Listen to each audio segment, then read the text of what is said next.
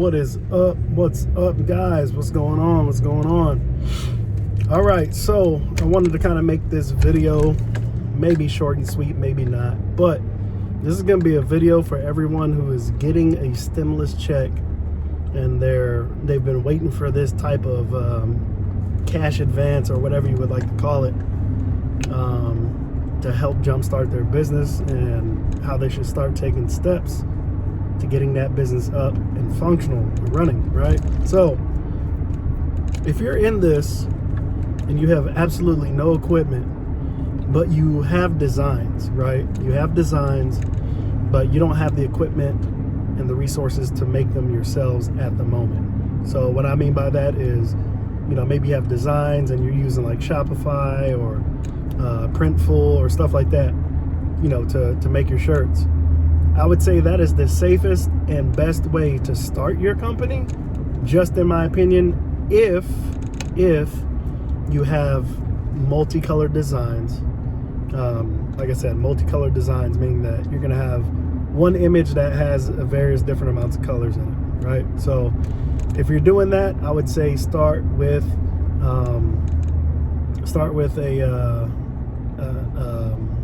a drop on demand, or whatever they call it. What do they call it? Print on demand. Yeah, start with print on demand. And the reason why I say start with print on demand is because print on demand is going to save you money. It's going to save you money in the sense that you don't have to carry the inventory burden on yourself, meaning that you don't have to go spend, let's say, $300 on t-shirt inventory, and then it has to sit. And it has to sit until you can sell some shirts, right? So until you sell those shirts, you're in a negative.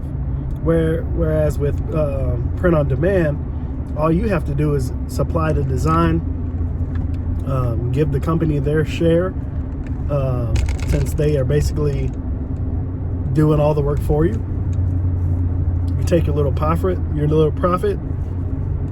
and you build, right? To me, that is the best way, the best strategy if you have full color prints, right? So let's say you just have single color prints, maybe 2 color prints that you want to do, and you can use vinyl to do it. This is where you need some equipment, right? So I told you that the best way to really start is to use print on demand, because print on demand, like I said, is going to allow you to basically sell stuff without having it on your own inventory. So I would try that first, and this will help with trying to figure out how to optimize your site or your keywords and all that good stuff in the description of your listings, whether you're on a platform like Etsy, eBay, or if you're on your own website, right?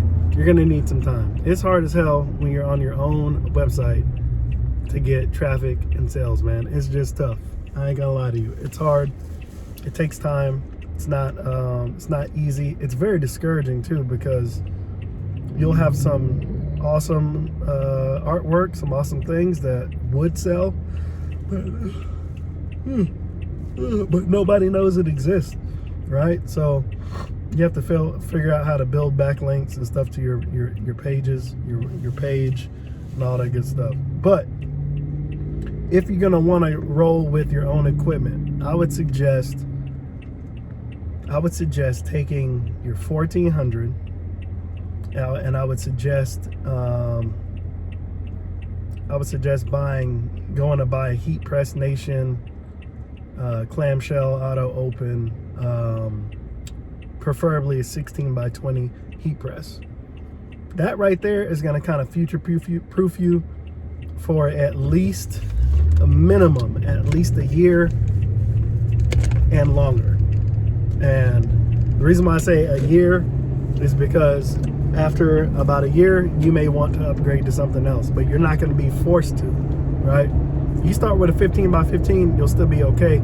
I used mine for an entire year, longer than a year, until I got my what do you call it? Just my stalls, whatever. My stalls. Clamshell. Excuse me. It's not a clamshell, but my stalls, whatever Q, whatever. It's actually pretty dope. What the fuck, man? And of course there's a wreck over here.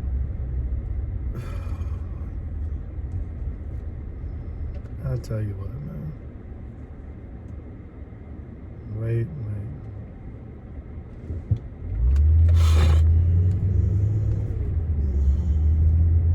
Sorry. There is a massive wreck. And of course, every time I have to go do something for business, right? I have to go see my lady for business. As far as just turn back around. Yeah, just turn back around, bro. You can't even go back there.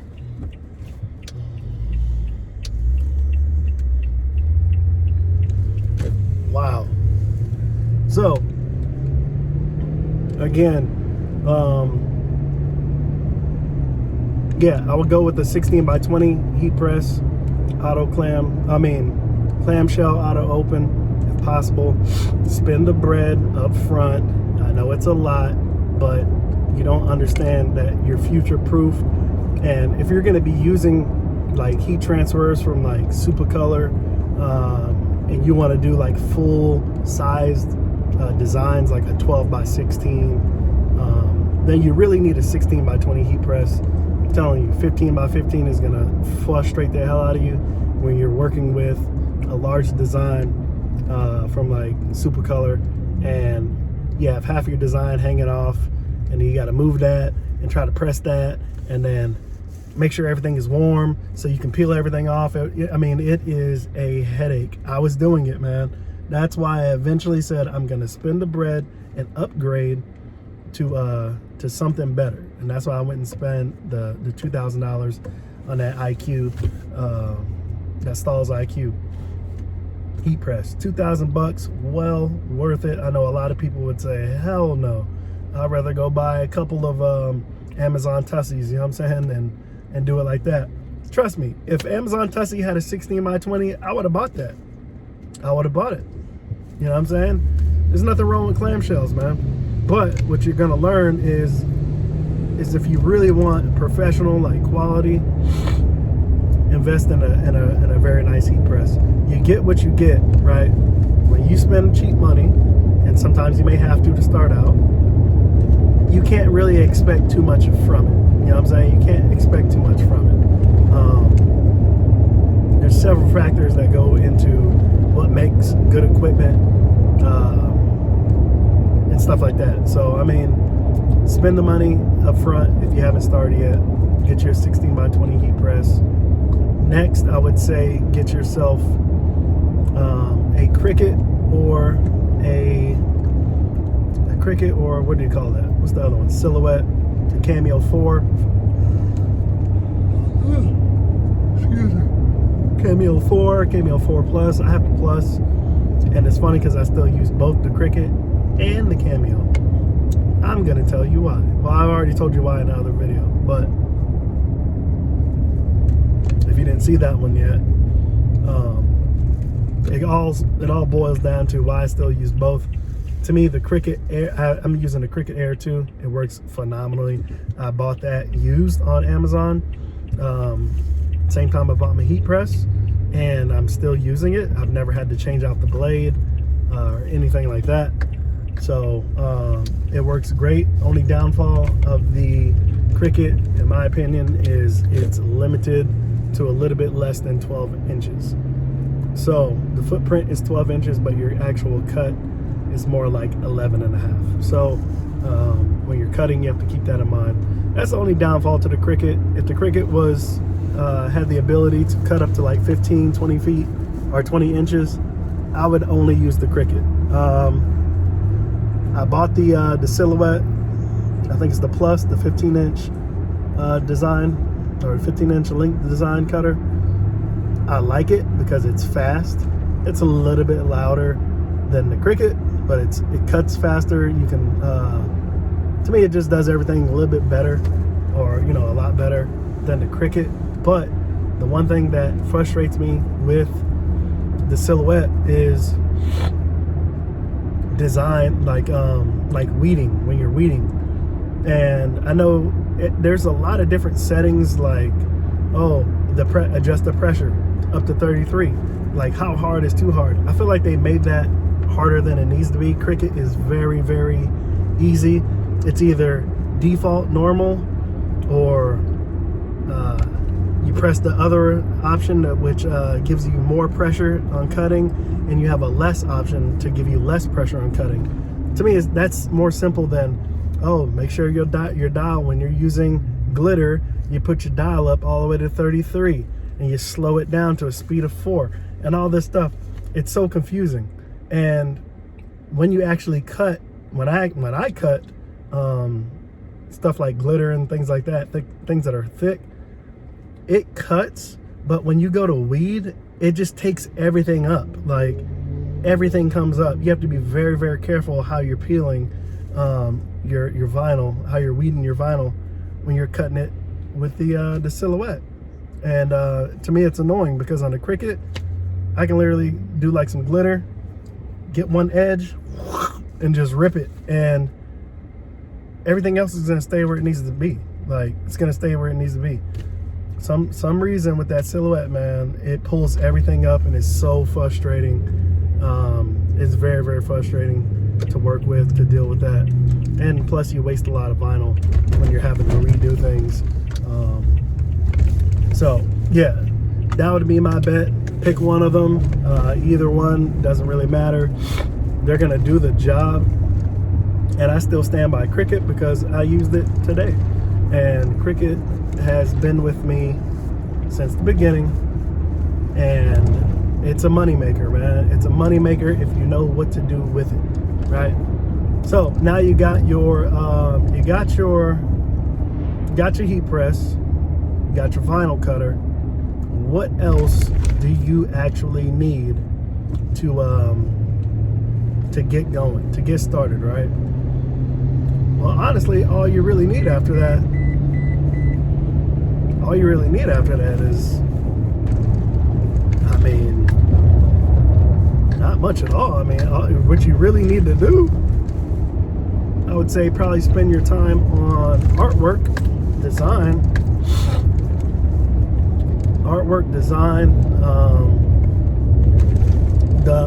I would say after you get a few sales, I would say after you get about 7 to 10 sales, or I would set a goal. Once you hit your first, I would say your first 50 sales. After you hit your first 50 sales, I would start to look at what you can do to upgrade your presentation if you're shipping stuff out yourself personally. Things that were going to help you help upgrade the look of your items compared to your competitors. And those are things like shipping bags, things like clothing tags, just little things that would catch your eye if you went into a retail store and purchased something. I noticed that every time I go to a retail store and I buy something for myself, I'm either buying a shirt and they put it in a nice bag and that's it, or it's a folded nice shirt and it's come with the paper tissue, all that stuff is on there, it's folded neatly and nicely. Like, those are things that should come later when you've got a little steam, you know, you're making a little bit of sales. That's what I would upgrade. I would focus on things like that. But more than anything, that's why I was saying your presentation means a lot. So I would focus on those 3 things.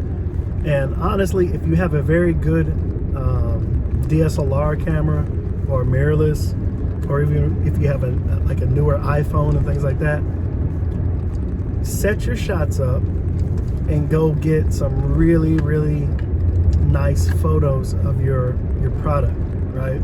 You want to make sure you present it in the best way possible, because that is what's gonna make people buy your items much quicker. They're gonna make a decision more quickly to buy it without having to sit there and wait for it and decide, do I want to buy it, do I not?